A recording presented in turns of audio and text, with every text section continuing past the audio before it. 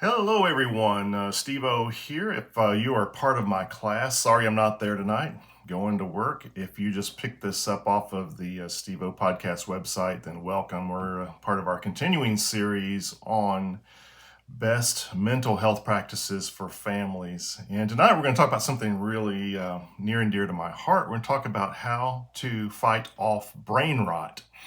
Brain rot, you've probably heard about it, but if not, it's not an official diagnosis. It's just a general observation that the way we do things has really changed, and the way that we think or don't think, the way we remember or don't remember. But here's just an example what I've noticed, getting kind of reminiscing about some things from the past. I've been teaching Bible for about 40 years, for almost 40 years. And one of the things that I noticed is that when I look back, the first classes I taught were fifth grade boys and girls. And back then, you could go into a class, you could give them a reading, say from Ephesians chapter 2, just pick a verse, pick a chapter, and you could have them read it. They could read pretty well. And then after they read it, you could just say, okay, what are some takeaways? What does that mean? And they could think through it, and they could spout out some pretty good insights from what they read. Also, the classes really haven't changed much, but something has changed. And what has changed, I think, is really maybe one of the most significant indicators of brain rot. We still do very similar techniques in our Bible classes for people. Back then, in fifth grade, kids have been doing Bible class probably since cradle roll when they were wearing diapers, and now they're say 11, 12 years old, and you could ask them some general information like who was the first king of Israel, and they knew it was Saul. You could say who was a man after David's own heart, and they would know that it was David. You could say who was the woman who was an orphan and was raised by a nephew, a cousin, and then became queen, and they would know it was Esther. So when I first got to Walnut Street, the church where I currently teach, some 20 something years ago, I started teaching fifth grade boys. And so here I am 20 years after I started teaching fifth graders. And I just noticed something different whenever we conversed, is that it seemed like a lot of their basic Bible knowledge was missing, the kind that those people from the earlier time showed.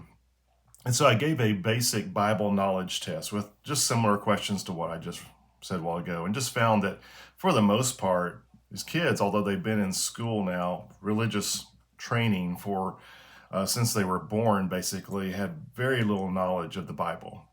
It was very curious. Is it a failure of the teaching plan? Is it bad teachers? I mean, really nothing had changed.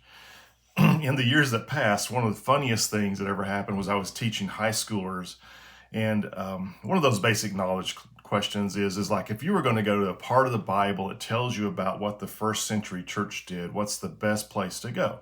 And I mean, to me, that's a gimme question. It's obvious. It's the book of Acts. I remember as a teenager, our preacher doing a series on that on Sunday afternoons before evening service. Very detailed. So, just very easy. So I'm in a high school class in my current church, and I asked the 11 through 12th graders, okay, where would you go in the Bible if you just want to know how the early church did things? Total silence. And I said, hey guys, it's not a trick question, because I quite often do ask trick questions to get people to think. It's not a trick question. What is it? And this one guy said, the Bible? I was like, yes, that's where you would go in the Bible to learn about the early church. Exactly. Good job. Now, here's the serious question, though, is that if we're kind of doing the same classes as always, why is it that we can take someone through a couple of decades of teaching and they don't even have basic Bible knowledge there? And I even had one young person tell me recently about to go into college that they just didn't feel real comfortable with where things were in the Bible. They don't feel very knowledgeable of the Bible, but they've been through 18 years of Bible training. So what has changed? So that's where the key of brain rot is. That's where we're really going to look today, is how did we get there? So once again, it's not a diagnosis, it's just an observation of a problem, and that is that, especially those of us who are a little older, is that we see young people who don't have knowledge in their heads. They don't have the working knowledge to apply biblical truth, to know where things are. And also that going back to that first example I shared of the fifth graders who could read something and then you could ask them to make application and they could, doesn't seem like a real strong ability. Something in our brains is not working the same as it used to. You could look at test scores over time, the ACT or the SAT, and you'll just see from 1964 onward, generally just a precipitous curve downwards with an occasional little bump here and there. And those bumps usually coincide with when they rewrote or dumbed down the test. And so that was, you have to allow for that. Some areas do not decline as much as others, such as mathematics, but if you kind of know how the ACT at least was done, the way I passed mathematics was a pretty good score. I was not very good at math, is that it's a multiple choice question. So you can kind of do the general problem and figure out which question of the A, B, C, D is closest to the general messed up answer that you got, even if you don't know how to work the problem. So it's not a real true test of math. So basically test scores are way down.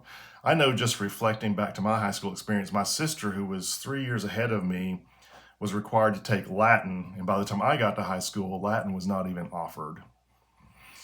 What difference does a dead language make? It makes a huge difference because, number one, it's just training your brain. You're learning how to learn a subject that maybe even you don't see a use for. But of course, anyone who is trained in Latin really has a much higher verbal ability, the ability to understand words, to figure out what words mean, even if they don't know them, because a lot of our words in the English language are Latin based.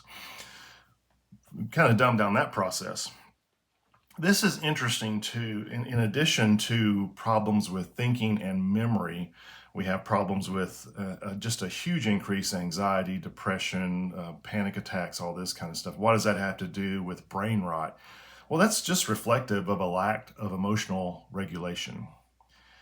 And this is very significant in that if we kind of talk about in general, we have a lot of what I call D's. Now, I have a therapy degree, and so we have this thing that we call the counseling Bible, the DSM, and it's full of D's, disorders. And after I used it for a while when I was in school for that, I just kind of realized I could take anyone I know and probably assign them 3 Ds. You have ADHD, you have SAD, you have MDD, whatever. There are just so many. Any condition, I can probably give you a few if you need something to help you explain why you're not doing too well in life. But really, these symptoms are just characteristic of the fact that something has changed in the way that we end up, whereas previously we had generations of young people, say around World War II, where we had young men who were lying about their age to go to war and going to war as early as age 13 or 14 to volunteer to fight in a major war, because they had that kind of emotional maturity and a desire to impact society. And now we go to people who are in their 20s who are talking about how hard it is to do adulting, a word that did not exist.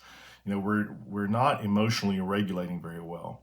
I would contend that this is related to the brain rot problem. It's just the way that we're living our society, what we're bathed in, is not producing people with mature brains who know how to read, how to learn, how to process emotions, and how to self-regulate, to self-soothe emotionally. So let's talk about maybe some causes. Truly training yourself, disciplining your mind, to love God with all your heart, soul, and mind is hard. It requires discipline. It requires what we have learned, certain processes that enable us not to just sit in a class and hear facts about, say, the Bible or mathematics or history and go, oh, wow, that's really interesting. That's really cool. And then a day later have no idea of what you just heard, which is generally what's happening today. We're not getting the important information from our short-term memory into our working memory. So what is the cause of that? And if you kind of look at the way our society has evolved, we've talked about this before, but if you're new just listening to this, we have this thing called the reverse Flynn effect, which this sociologist, psychologist, investigator by the last name of Flynn noticed that every decade people were getting smarter up until around 1975. And then there's been this thing called the reverse Flynn effect. Occasionally it makes a little reversal. And of course, obviously it's based upon some testing that is done. The testing has been validated through other sources, such as military entrance exams in Norway. But in general, now where our IQ is going down. And so the question is, what happened? Now, this can open up a big debate on the form of education. Are we going to do what we call public school in America? It's actually not, it's government school. Are we going to do private schools? Are we going to do homeschool? Are we going to do some sort of a hybrid? Those are good arguments to talk about, but I think that the bigger problem is a larger issue societally. And that is, we change the way we live. If you think about what happened in the 1970s, I mean, so often we kind of suspect that maybe it's our phones that are the problem. And I think that they do contribute to the problem, but here's the big issue. By the 1970s, we had a lot of homes had central heat and air, or at least air conditioning, and so people could be inside and not be in the sweltering heat. Whereas before air conditioning, people had to go outside and sit on the porch. So people go and sit on the porch, they see their neighbors, or they say, hey, we're going to be hot here. Why don't we go into town and go to the tent revival meeting or go to the bowling league or something like that. And then also with the 50s and 60s came a proliferation of channels of television, of entertainment, mindless entertainment. And this is truly something. Television is what you call amusement. And amusement, the word amuse, comes from the word muse, which means thinking, which means no thinking. And what has been studied, and it's fairly true with smartphones and other such devices, is that when you're engaged with these, whether it be television or smartphones, is that your brain kind of just shuts down. It's just taking in information. You're not really thinking or learning anything significant because you're not using your brain. It's amusement. So anyway, back in the 70s, you had a generation who had television, who had radio, but they also still had their old school traditions where they would go to the neighbor's house on a hot evening, or they would go into a community event or participate with their community in doing things. And then you had their children who got used to the air conditioning and all the television. Sometime in the 70s, more and more people just started doing what was called cocooning. That is, you made your house very comfortable and you didn't leave your house. You started missing all of the social interactions, which are helpful in helping our brains to work well, helping us to learn through others. We started doing the amusement activities more, such as television, radio, instead of reading books or talking or doing something physical like building something or fixing a car. And so generally, I think it makes sense that our IQ started going down because we just started letting our minds idle. And not only that, we also started taking in some really bad ideas from the culture through that process. Now, obviously, the massive increase in anxiety, depression, gender confusion, all this starts in the 2010s, which is when more and more people started getting smartphones. So that's been a big contributor to the continuation of the reverse Flynn effect, as well as this lack of ability to emotionally regulate our mind because it is so always available. Because I do remember, I grew up in the television generation watching way too much television, but we only had 4 channels for most part of my growing up, so quite often there was just nothing worth watching. And at a certain time around midnight, the TV just went blank. These things we can pull out any time of the night and start amusing ourselves. We can play games, we can watch funny videos, whatever we want to do. You have to think about the impact of that, obviously, that it's not just the fact that you're using the devices, but obviously those devices emit light, so they activate cortisol, which is a wakefulness thing, so you're not going to sleep as well. Sleep deprivation plays a big part in brain rot. You can't think well if you're tired. You can't emotionally, if we're tired, we're much more emotionally unstable and agitated, so it makes sense that our anxiety's up. Also, through these little doohickeys right here, we have the concerns and worries of 8 million people coming at us, sometimes in real time. And I get people, did you see this? Happened over in Bank, wherever, India. I'm going, yeah, I mean, it's tragic, but as far as my circle of influence in the world, that's not in my circle of influence. There are things happening in my own community that I need to help make better, and things happening over there really have very little to do with me. Did God intend for us to know the concerns of 8 billion people all at once? No. And now we've got it even worse. You can wear that on your watch now, on your wrist, so you have those concerns of 8 billion people. It's a lot of weight to hold on your wrist. So just thinking through the causes of this decline in IQ, but also in the increase in just the general level of agitation. Obviously, an anxious and stress-filled person is going to have a much harder term learning. And this is something we saw even before the reverse Flynn effect, is that kids who came from an abusive home generally had very low academic performance because their brain is just jumbled. Their emotional regulation has been completely upended and they can't even do it. And so they're sitting there in the very same classroom with the very same teachers with the very same assignments, and they can't even hear it because they're so agitated. Also, they don't have the family support that used to be characteristic of kids who were schooled in any form. And so, yeah, it just totally makes sense that we have brain rot.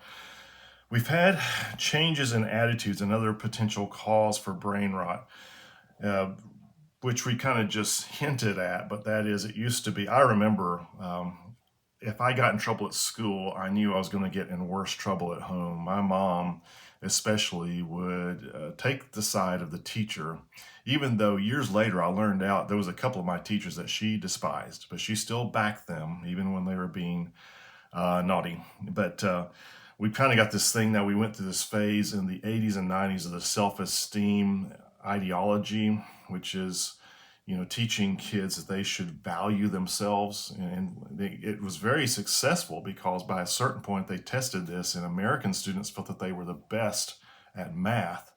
And compared to the other industrialized nations like Japan, we were the worst. But they sure felt good about their math ability. We've kind of hurt ourselves when you're not performing up to snuff, and you tell someone that they are. They're just going to relax. I mean, if you suck at something, just say, "Hey, kid, you suck at this, and you need to work at it. You need to work at it." It's just a change in the way that we look at young people. And as we've said before in my class, is that we need to stop raising children and we need to start raising adults. Just think about your goal every day. Oh yeah, enjoy your life as a child, and definitely get out there and play. And we're going to talk about the need for unstructured play, but it still is. Play is actually part of how you learn. So this is not wasted time. But we also, when it comes time to do your work, the one thing that I needed to hear as a kid is that it doesn't really matter if you like the class, you have to do the class. There is value to challenging your brain to do hard things, even if you don't see an application for them. It's just the development of your capabilities to do hard things. It's part of the way that we form neural pathways. When you look at those, back to those SAT and ACT scores, one of the things that has changed big time, at least from where I lived, is that when the way we were trained to take the ACT at my school, or the SAT, is that there would be an announcement in the afternoon saying, anyone who wants to go to college and needs to take the ACT, it will be given at this day at this time. Thank you very much. That was all the training we got. No one taught the test. And the scores were much higher than they are now. But then again, the scores in my generation were way lower than those in the mid-60s or in the 50s. We were already on that downward slide, Once again, my generation, I just lived in front of the television unless my mom ran me off. And so definitely hurt my mental abilities there. But so once again, you have to even adjust that brain rot is probably worse than we think because we're actually teaching the test now. We take a lot more time of getting people prepped to take the ACT or the SAT, and there's multiple chances to do it. And in spite of the fact that it's been dumbed down, performance is still declining. Oh, one of the things that I think I've heard a lot of educators talk about is that when you have official testing now that's just required, such as the TCAT in Tennessee, to continue to get funding and have your school looked as okay, is that you have to teach the test. It pretty much dictates what you're going to teach, which kind of harms you when it talks about who you hire as teachers, because I think one of the most remarkable things in my experience in all of education, all the way up through master's degree, is that the courses that were the most powerful just had very special teachers who taught in their own way. But if a teacher is constrained by what the test is going to be in their topic, then they are constrained to teach to the test instead of teaching for understanding, teaching for change. And so that's another big problem.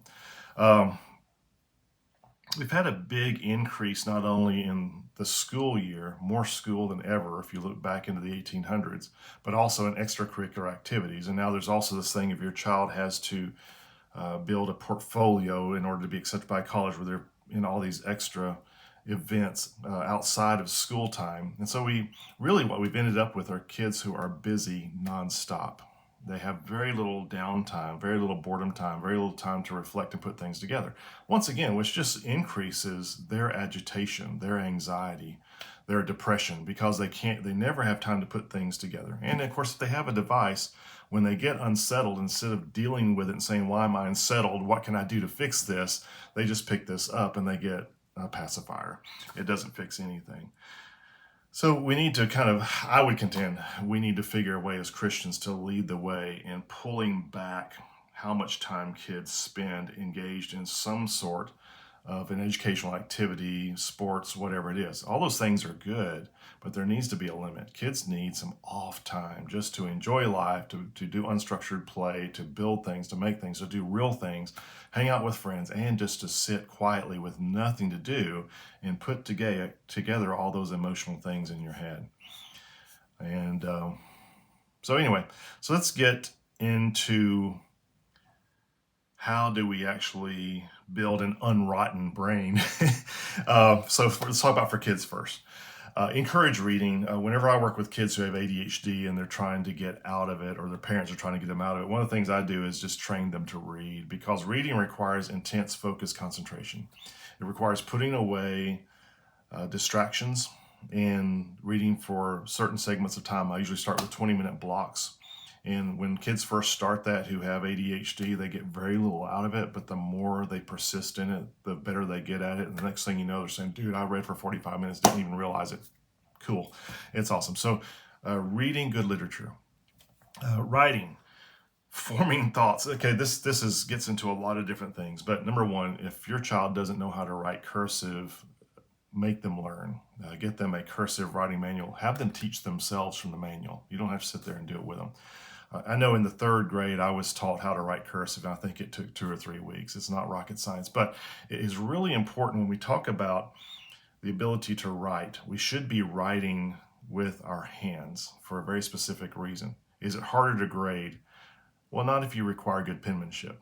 Good cursive writing is not that hard to read, but the thing that you're doing, are you trying to benefit the student, or are you trying to benefit the teacher? That's kind of what's the purpose of education, is that a child, a young person who is writing their assignments in cursive is not just doing something because they're told. That's one of the ways in which we take something out of our short-term memory and we help to put it into our long-term or our working memory, where you can recall things. So the process of writing, that forming of letters, different letters, is very different from typing.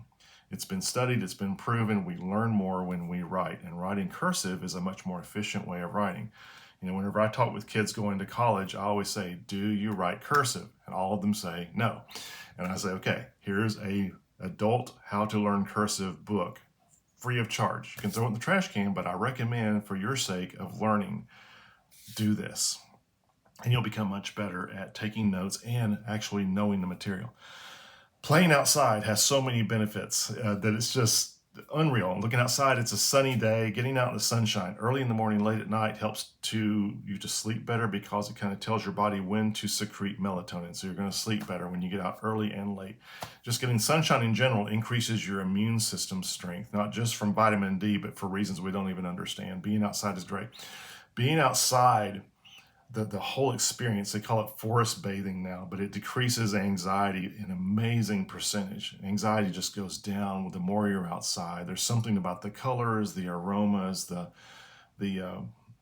particles that are in the smell, such as in a pine forest, calm us. They help us to down-regulate our emotions, kind of an emotional reset by just being out in the forest. So get kids outside.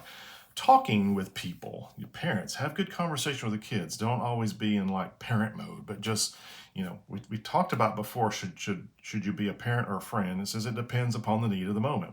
You need to be able just to sit and let your kids talk in depth.